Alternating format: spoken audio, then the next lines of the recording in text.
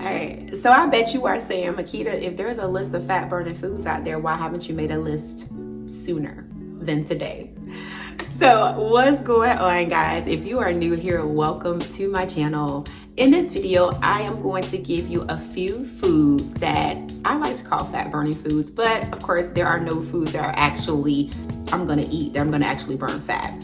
Now, in this video, I want you to understand that nothing's gonna trump being in a calorie deficit to lose weight. But there are 5 to 6 foods that I try to include in my diet that I feel like really helps you stay in a calorie deficit longer. So there are foods that we like to call high thermic foods. And what that basically means is that your body needs more energy to digest them. So if your body is digesting foods, you are burning more calories. So it gives you a slight increase in your metabolism when you are eating these foods on a regular basis. Also, if you're eating high thermic foods, you're gonna stay full much longer, and that's gonna help you stop the snacking, things that put you out of a calorie deficit. So you wanna make sure that you are including high thermic foods in your diet. Now, high thermic foods are going to be less processed foods. So you want to make sure that you are eating more whole foods versus processed. Processed is going to be your candy, your cake, things like that. You want to make sure that you're sticking to less processed foods. Let's just get into a few of these foods. I always have my notes, y'all. So the very first thing that have a very high thermic effect are going to be your lean meats, grilled chicken, steak. If you're choosing ground beef, you're gonna wanna choose like the 90% leaner cuts of beef. But protein is gonna be your best friend on this journey because protein keeps you full longer and it's keeping you from snacking, okay? So you wanna make sure that you're choosing lots of lean protein in your diet. Next, you want to choose low-fat dairy. That's going to be low-fat Greek yogurt. That's going to be cottage cheese. You want to choose things that are low in sugar, okay? So you don't want to be choosing that Greek yogurt with fruit on the bottom, or those cottage cheese that has the fruit with that, because sometimes those things have added sugar.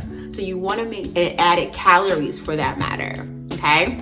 Now, definitely, if you don't want to eat a lot of meat, you can opt for having eggs. Eggs are a great source of dietary fat and protein, okay? Lots of amino acids, lots of vitamin D, things that your body needs. And people give eggs a bad name, but definitely get more eggs in your diet. Next is high quality fish. Salmon is very high in omega fatty acids, reduces inflammation. You guys know all the benefits of salmon. And I find that if I have salmon for dinner, even just a 3 to 4 ounce portion paired with a veggie, I am full for the evening, okay? Now, avocados is a high fat food, but make sure you're very cautious of the calorie content in avocados. So moderation is key. Remember, you want to stay in a calorie deficit, but you still want to be ingesting those high thermic foods, all right? So what are the benefits of these thermic foods? The huge benefits of consuming high thermic foods are, my favorite is that you stay full longer. If I'm consuming high thermic foods, I'm not snacking. So I'm cutting down on the calories that I'm consuming. They say your risk of disease is decreased. You have more energy throughout the day because you're keeping your blood sugars stable. Your quality of sleep improves, okay? Your digestion improves. You are building lean muscle tissue. And the more muscle you have on your body, the more fat you're burning at rest. All right, so let me know if this video was helpful to you. Make sure you give it a like and subscribe to my channel for more tips like these, and share it with someone else that might find it helpful. And I will see you in the next video.